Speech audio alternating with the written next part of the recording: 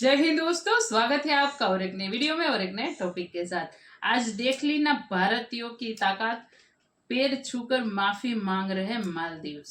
तो भाई हमें ऐसे ही एकजुट होकर रहना पड़ेगा। कई सारे लोगों की नजर है भारत के ऊपर।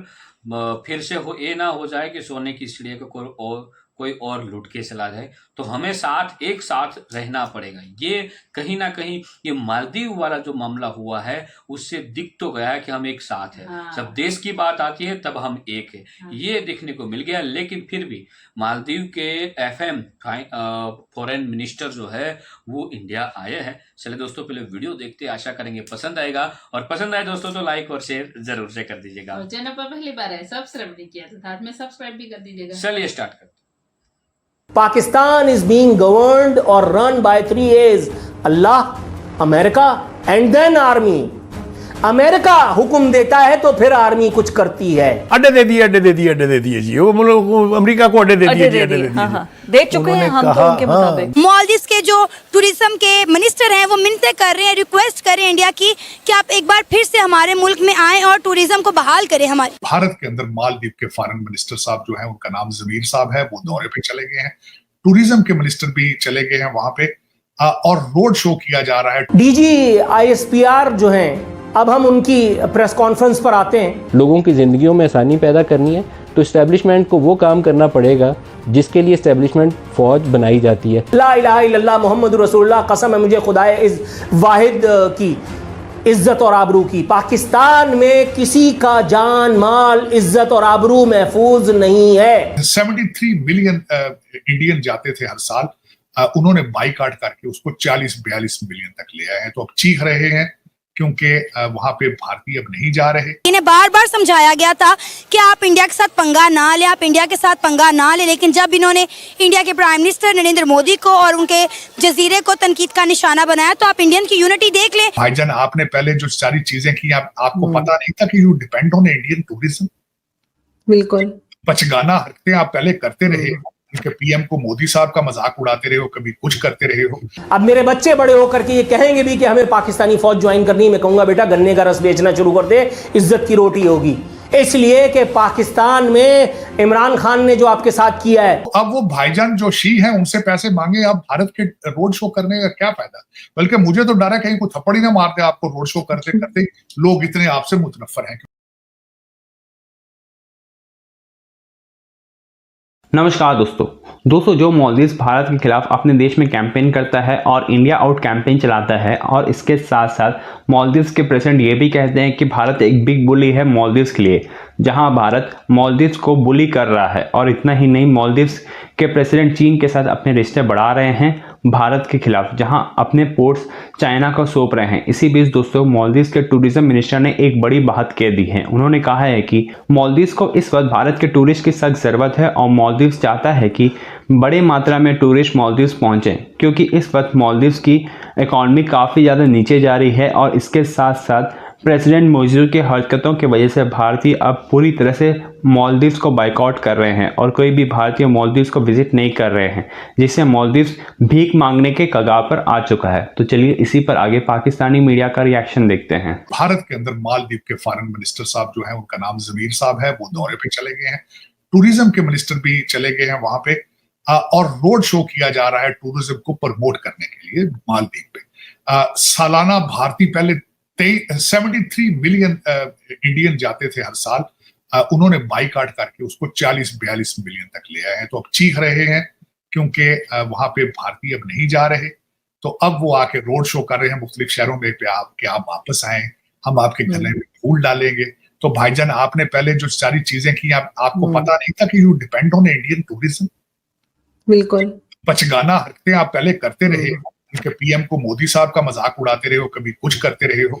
जब आपने इंडिया आउट की कैंपेन चलाई थी, जब इलेक्शन में कुछ जीतता था, सबसे पहला दौरा वो भारत का करता था, लेकिन मोइजू साहब सबसे पहला दौरा टर्की का किया उन्होंने।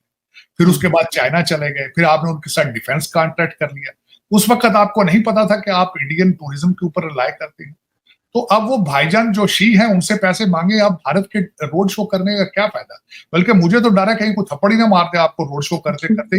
लोग इतने आपसे मुतनफ्फर हैं क्योंकि जो आपने ड्रामा किया और मोदी साहब के मजाक उड़ाते रहे उस वक्त आप तो मेरे ख्याल में वो एक नई चीज है कि भारत के अंदर मालदीव के टूरिज्म मिनिस्टर भी आ रहे हैं और फॉरेन मिनिस्टर भी आ रहे हैं। डीजी ISPR जो हैं, अब हम उनकी प्रेस कॉन्फ्रेंस पर आते हैं। उन्होंने जिस तरह की बयानात दागे हैं, पहले वन बाय वन उसके ऊपर आकर के बात करते हैं। कहते हैं कि 9 मई कोई ढकी छुपी चीज़ नहीं, ये करने और करवाने वालों को सज़ा देनी पड़ेगी, लिहाजा जज़ा और सज़ा पर यकीन रखने के लिए ज़रूरी है कि 9 मई के मुल्ज़िमान को कानून और आइन के मुताबिक सज़ा दें और जल्द से जल्द दें। दे दी। आपकी ख्वाहिश का इजहार करने से 24 घंटे पहले 13 लोगों को फारिग कर दिया। और बाय द वे, अभी तक किसी एक मुल्जिम को फांसी की सज़ा तो मैंने नहीं सुनी। अगर DG ISPR मेरी मालूमात में इजाफे के तमन्नाई हो तो मुझे कॉल कर लें। नहीं छोड़ेंगे, बच्चे खा जाएंगे, ये कर देंगे, वो कर देंगे। अभी तक सिर्फ फिल्मी बातें ही सुन रहे हैं। आपकी प्रेस कॉन्फ्रेंसेस से कुलूब को बरमाने का हमने एहतमाम कर रखा है, वगरना तो ठन ठन गोपाल है। मजीद फरमाते हैं, किसी भी मुल्क में उसकी फौज पर हमला कराया जाए, शहीदों की अलामात की तस्दीक की जाए, बानी के घर को जला दिया जाए। बानी के घर, फिर वही कैमोफ्लेज, कोर कमांडर हाउस को जला दिया जाए, अवाम और फौज में नफरत पैदा की जाए। ये जो लोग करा रहे हैं और कर रहे हैं, उनको कैफर किरदार तक ना पहुंचाया जाए। किसी भी मुल्क में ऐसा हो तो वहां की निज़ाम इंसाफ पर सवाल उठता है। निज़ाम इंसाफ पर सवाल उठता है मतलब ये तो मज़ाहिया प्रेस कॉन्फ्रेंस की है आपने हुजूर। मैं चाहूं भी तो इस फुलटॉस को स्टेडियम से बाहर फेंकने से बाज नहीं रह सकता। आपके ख्याल में अभी तक निज़ाम इंसाफ पर लानत नहीं पड़ चुकी है हमारी? मैंने आसिम मुनीर का नाम लेकर के, नदीम अंजुम का नाम लेकर के नेशनल टेलीविजन पे, उनके ओहदों का नाम लेकर के नेशनल टेलीविजन पे ये कहा कि मिट जाएगी मखलूक तो इंसाफ करोगे, मुनसिफ हो तो हश्र उठा क्यों नहीं देते। ये सारी सूरत हाल एक और सुकूत पाकिस्तान की तरफ लीड कर रही है। कहाँ हो? मैंने ये तक कहा कि आला अदलिया तो छोड़ दीजिए, इस वक्त मिलिट्री इस्टेब्लिशमेंट को नोटिस लेना चाहिए इस पूरी सूरत हाल का। जिस जुर्म में मुझे घर आकर के अपनी नौकरी को त्याग करके बैठना पड़ा, लेकिन DG ISPR की नौकरी लगी रही, आसिम मुनीर साहब की नौकरी लगी रही, बल्कि उसको तो फल फूल लगे हुए हैं। नदीम अंजुम साहब की नौकरी अभी तक बदस्तूर चल रही है। नदीम अंजुम साहब के जो डिप्टी DG थे, अलबत्ता उनको नौकरी से निकाल दिया गया, सिर्फ इतनी सज़ा दी गई है। इमरानडूज फौजियों को सिर्फ इतनी सज़ा दी गई है। भाईजान ये अचानक से तो नहीं हुआ। इमरान खान एक नासूर है इस मुल्क और मिल्लत का। आप आधा सच बता रहे हैं। पूरा सच ये है कि उसको पाक फौज ने तैयार किया था। पूरा सच ये है कि उसको कोर कमांडर्स की मायियत में तैयार किया गया था। पूरा सच ये है कि उस एक मलाउन को माइकल जैक्सन चश्मा पहना करके, जो 9 मई का मेहमान था, जनरल बाजवा मनूस, उसको आपके आर्मी चीफ बराबर में बिठाए हुए थे यौम शोहदा पर। तो आपकी आला अदलिया खिल्ली क्यों नहीं उड़ाएगी? यूथी आपका मजाक क्यों नहीं उड़ाएंगे? पाकिस्तान इज बीइंग गवर्नड और रन बाय 3 A's, अल्लाह, America and then army. America हुक्म देता है तो फिर आर्मी कुछ करती है। अगर अमेरिका को मंजूर नहीं होगा तो आर्मी भी कुछ नहीं कर सकती। देखो, नेशनल सॉवरेनिटी को, नेशनल इंटेग्रिटी का इतना बड़ा खतरा इमरान खान, आप उसको जेल में कसरत करवा रहे हैं? नहीं। मशीन दी है कि नहीं? 2 कमरों का 1 कमरा आपने करवाया है कि नहीं? उसकी ठरक मिटाने के लिए बुशरा बीबी को उसके पास पहुंचवाते हैं कि नहीं? आला अदलिया के, इमरानी अदलिया के हुक्म के ऊपर। अभी और बहुत सारा कुछ का आपने करना पड़ेगा। ये सारा टाइम पास तो हमने देखा है। 1992 में अल्ताफ हुसैन को यहाँ से बाहर भगा दिया फौजी भाइयों ने और MQM के लॉन्डो के खिलाफ ऑपरेशन लॉन्च कर दिया। So what?